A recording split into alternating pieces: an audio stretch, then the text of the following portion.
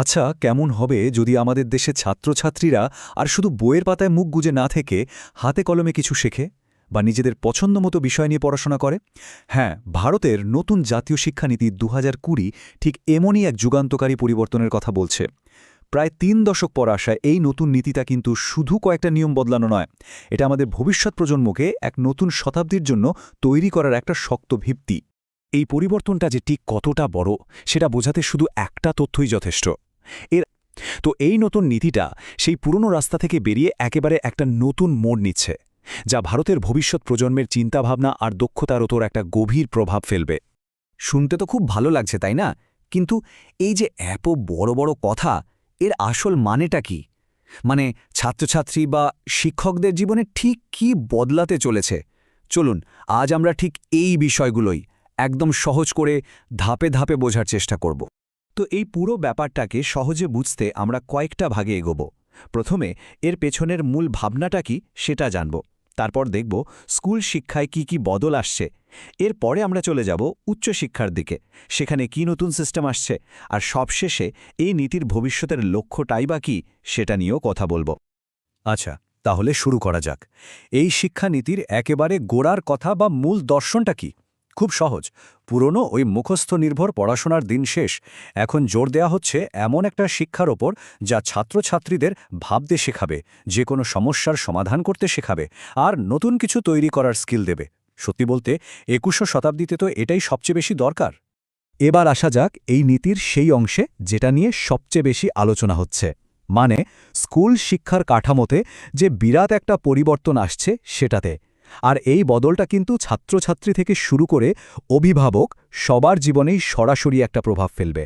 তাহলে দেখা যাক কি বদলাচ্ছে। আমরা সবাই যে 10+2 সিস্টেমের সাথে পরিচিত, তাই না? মাধ্যমিক আর উচ্চ মাধ্যমিক, ব্যাস সেই ব্যবস্থাটা আবার থাকছে না। তার জায়গায় আসছে একটা নতুন কাঠামো, 5+3+3+4। এর মানে হলো এখন পুরো স্কুল শিক্ষাকে 4টে ভাগে ভাগ করে দেওয়া হয়েছে।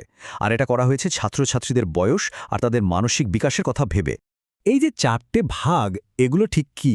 দেখুন, প্রথম ধাপটা হলো ফাউন্ডেশনাল, মানে ৩ থেকে ৮ বছরের বাচ্চারা এখানে শুধু খেলার ছলে শিখবে, কোনো বইয়ের চাপ নেই, কিচ্ছু না। এর পরের ধাপ প্রিপারেটরি, মানে ৮ থেকে ১১ বছর। এখানেও খেলার মাধ্যমে বিভিন্ন বিষয়ের সাথে পরিচয় ঘটবে। তারপর আসছে মিডল স্টেজ, ক্লাস 6 থেকে 8। এখানে তারা বিভিন্ন সাবজেক্টের একটু গভীরে ঢুকবে আর কিছু ভোকেশনাল বা বৃত্তিমূলক শিক্ষার ধারণাও পাবে। আর একদম শেষে হলো সেকেন্ডারি স্টেজ। এখানে তাদের সামনে পছন্দের জগৎটা খুলে যাবে, মানে তারা নিজেদের ইচ্ছেমতো বিষয় বাছতে পারবে। ব্যাপারটা কিন্তু শুধু এই 5+3+3+4 কাঠামোতেই শেষ নয়, আরও কিছু দারুণ পরিবর্তন আছে। যেমন ধরুন, ক্লাস 5 পর্যন্ত মাতৃভাষায় পড়াশোনার ওপর খুব জোর দেওয়া হয়েছে। কেন? যাতে ছোটরা খুব সহজে শিখতে পারে। পরীক্ষার ভয় সেটাও কমবে, কারণ এখন শুধু মুখস্থ বিদ্যার পরীক্ষা হবে না, দেখা হবে একজন ছাত্র বা ছাত্রী কতটা বুঝেছে, সে কি করতে পারছে। আর আমার মতে সবচেয়ে বড় যে পরিবর্তনটা, সেটা হলো আর্টস, সায়েন্স, কমার্স এই ভাগাভাগির দেওয়ালটাকেই ভেঙে দেওয়া হচ্ছে। স্কুল শিক্ষার পর এবার তাহলে এগোনো যাক উচ্চশিক্ষার দিকে। এখানেও কিন্তু বেশ কিছু আধুনিক আর ফ্লেক্সিবল সিস্টেম আনার কথা বলা হয়েছে। উচ্চ শিক্ষায় একটা একেবারে বৈপ্লবিক আইডিয়া আনা হয়েছে। নামটা হলো মাল্টিপল এন্ট্রি ও এক্সিট। ব্যাপারটা কি? ধরুন কোনো শিক্ষার্থী একটা কোর্সে ভর্তি হলো, কিন্তু ১ বছর পর তাকে পড়া ছেড়ে দিতে হলো। আগে কি হতো? ওই ১ বছরটা পুরোটাই নষ্ট, কিন্তু এখন সে একটা সার্টিফিকেট পাবে। ২ বছর পর ছাড়লে পাবে ডিপ্লোমা, মানে পড়াশোনাটা একেবারে নষ্ট হবে না, আর পরেও আবার ফিরে এসে কোর্স শেষ করার সুযোগ থাকবে। আর এই মাল্টিপল এন্ট্রি এক্সিট সিস্টেমটাকে সাপোর্ট করার জন্যই আসছে একাডেমিক ব্যাংক অফ ক্রেডিট। জিনিসটা কি? ভাবুন তো, এটা অনেকটা আমাদের ব্যাংক অ্যাকাউন্টের মতো, কিন্তু এখানে টাকা পয়সা নয়, জমা হবে আপনার পড়াশোনার ক্রেডিট। মানে আপনি যে কোর্সটা করছেন তার পয়েন্ট। ধরুন আপনি একটা কোর্স এক কলেজ থেকে করে অন্য কলেজে যেতে চাইলেন, আপনার জমানো ক্রেডিটগুলো আপনার সাথে ট্রান্সফার হয়ে যাবে। দারুণ না ব্যাপারটা? পড়াশোনাটা অনেক বেশি ফ্লেক্সিবল হয়ে যাবে। আচ্ছা, এই যে এত কিছু বদলাচ্ছে, এগুলোকে ঠিকঠাকভাবে চালাবে কে? এর জন্যও একটা ব্যবস্থা আছে। পুরো উচ্চশিক্ষা ব্যবস্থাকে সহজ আর স্বচ্ছ করতে একটাই সংস্থা তৈরির কথা বলা হয়েছে, higher education commission of India বা HECI। এখন যেমন ইউজিসি, AICTE এর মতো অনেকগুলো সংস্থা আছে, তার বদলে একটাই বডি থাকবে। শুধু শিক্ষক প্রশিক্ষণ ছাড়া বাকি সবকিছুর মান এটাই দেখবে। ফলে জটিলতা অনেক কমে যাবে। তো স্কুল আর উচ্চশিক্ষার বদলগুলো তো দেখলাম, কিন্তু সবশেষে প্রশ্ন আসে, এই সব কিছুর পেছনের বড় লক্ষ্যটা কি? এই নীতিটা ভারতকে ঠিক কোথায় নিয়ে যেতে চায়? এক কথায় বললে এর লক্ষ্য হল ভারতকে একটা সত্যিকারের নলেজ সোসাইটি বা জ্ঞানভিত্তিক সমাজে পরিণত করা। এর জন্য কিছু বড় বড় টার্গেটও রাখা হয়েছে।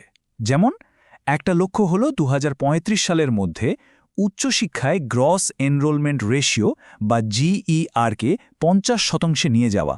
শব্দটা একটু কঠিন শোনালো, সহজ করে বলি। এর মানে হল কলেজ বা ইউনিভার্সিটিতে পড়ার যোগ্য প্রতি ১০০ জনের মধ্যে অন্তত ৫০ জন যেন উচ্চশিক্ষা নেয়। এখন এই সংখ্যাটা কিন্তু অনেকটাই কম, তাই বুঝতেই পারছেন এটা কতটা বড় একটা লক্ষ্য। আর এত বড় বড় লক্ষ্য পূরণ করতে গেলে তো পয়সাও লাগবে, তাই না? সেটারও একটা ব্যবস্থা করার কথা বলা হয়েছে। এই নীতিতে বলা হয়েছে যে দেশের মোট জিডিপির ৬% শিক্ষাক্ষেত্রে খরচ করা হবে। এই টাকাটা যদি সত্যি খরচ করা যায়, তবেই কিন্তু এইসব সংস্কার বাস্তবের রূপ পাবে। তো সবটা শোনার পর সেই আসল প্রশ্নটা থেকেই যায়, এই শিক্ষানীতি কি সত্যি সত্যি ভারতের ভবিষ্যৎ বদলে দিতে পারবে? দেখুন, কাগজে কলমে পরিকল্পনাটা অসাধারণ, কিন্তু এর সাফল্যটা পুরোপুরি নির্ভর করছে এটাকে কতটা ভালোভাবে রূপ দেওয়া যায় তার উপর। সবার সহযোগিতা লাগবে। তবে একটা কথা নিশ্চিতভাবে বলা যায়, এটা একটা নতুন আর অনেক সাহসী ভবিষ্যতের দিকে ভারতের একটা খুব শক্তিশালী পদক্ষেপ।